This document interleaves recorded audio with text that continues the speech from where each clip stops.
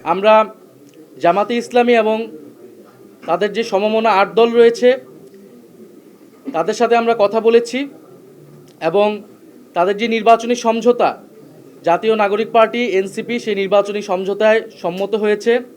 আমরা জাতীয় নাগরিক পার্টি এনসিপি এবং এই সমমনা 8 দলের সাথে আমরা একত্রে নির্বাচনে অংশগ্রহণ করব বলে আমরা সিদ্ধান্ত নিয়েছি।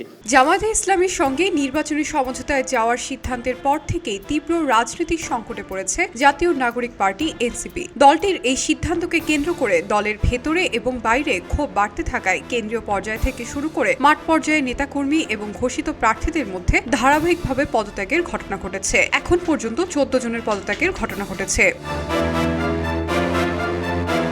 দলীয় একটি অংশ জামাতের সঙ্গে জোটকে আদর্শ বিরোধী এবং রাজনৈতিকভাবে আত্মঘাতী সিদ্ধান্ত হিসেবে দেখছেন। এর সরাসরি প্রতিফলন হিসেবে এনসিপিতে একের পর এক পদত্যাগের খবর সামনে আসছে।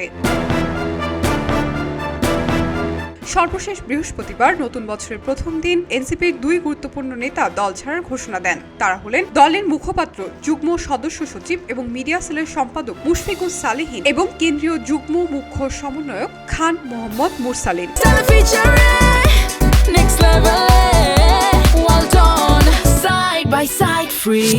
দুজনেই আলাদাভাবে দলের আহ্বায়ক নাহিদ ইসলামের কাছে পদত্যাগপত্র পাঠিয়েছেন। এ বিষয়ে নাহিদ ইসলামের পক্ষ থেকে এখন পর্যন্ত কোনো আনুষ্ঠানিক প্রতিক্রিয়া পাওয়া যায়নি। দলীয় সূত্রে জানা গেছে, জামায়াতের সঙ্গে নির্বাচনী আসন সমঝোতা এবং জোটে যুক্ত হওয়ার সিদ্ধান্ত ঘোষণার পর থেকেই এনসিপির ভেতরে তীব্র অসন্তোষ দানা বাঁধে। যারা দলটিকে একটি বিকল্প ছাত্র নেতৃত্বাধীন নতুন রাজনৈতিক দল হিসেবে গড়ে তুলতে চেয়েছিলেন, তাদের অনেকেই এই জোটকে নিজেদের রাজনৈতিক অবস্থান এবং আদর্শের সঙ্গে সাংঘর্ষিক বলে মনে করছেন। একাধিক নেতার অভিযোগ এবং এ ধরনের গুরুত্বপূর্ণ সিদ্ধান্ত নেওয়ার আগে কেন্দ্রীয় নেতৃত্ব দলের ভেতরে পর্যাপ্ত আলোচনা এবং মতামত গ্রহণ করেনি। এখন পর্যন্ত এনসিপির অন্তত 14 জন কেন্দ্রীয় নেতার পদত্যাগের তথ্য নিশ্চিত হওয়া গেছে। পদত্যাগকারীদের মধ্যে রয়েছেন তাসনিম জারা, তাসনুবা জাবিন, ফরহাদ আলম ভুইয়া, আরিফ সোহেল, আজাদ খান ভাসানী, আসিফ নেহাল, মীর হাবিব আল মঞ্জুর, মারজুক আহমেদ, মীর আরশাদুল হক, খালেদ সাইফুল্লাহ, খান মোহাম্মদ মুরসালিন, মুশফিকুস সালেহীন, ওয়াহিদুজ্জামান এবং আল আমিন টুটুল। এছাড়া দেশের বিভিন্ন শাখা কমিটির নেতারাও পদত্যাগ করেছেন বলে জানা গেছে।